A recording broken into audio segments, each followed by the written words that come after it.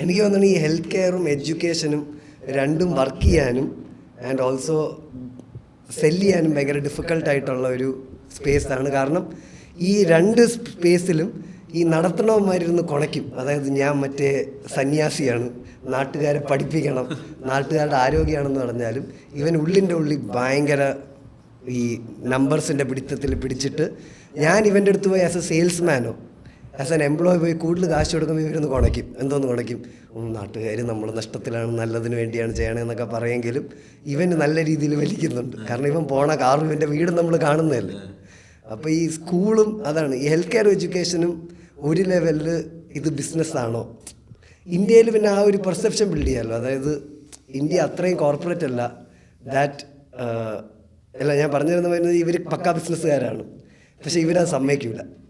അപ്പോൾ ഇപ്പോൾ സ്കൂളിലൊക്കെ അതുകൊണ്ടാണല്ലോ സ്കൂളിലെ ടീച്ചർമാർ നഴ്സുമാർക്കാണ് ഏറ്റവും ഒരു അണ്ടർപെയ്ഡാണ്. കാരണം എന്ന് വെച്ചാൽ ആൾക്കാർ പറയുന്നത് എന്താണ്, ഈ ജോലിയിൽ നിങ്ങൾ സർവീസാണ് ചെയ്യുന്നത്, സേവനമാണ് ചെയ്യുന്നത്.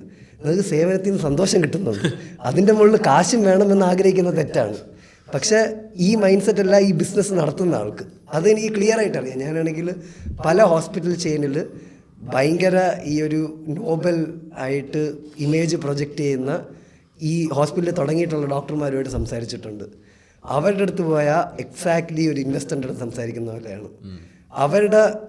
എൻ്റെ ഒരു സാധനം അവരുടെ ഹോസ്പിറ്റലിൽ ഇറക്കണമെങ്കിൽ ഞാനിതിന് എത്രത്തോളം ബെനിഫിറ്റ് ഉണ്ടെന്ന് പറഞ്ഞാലും അവരിറക്കൂല. എൻ്റെ കമ്പനിയിൽ എക്വിറ്റി കൊടുത്താലേ ഇറക്കുള്ളൂ.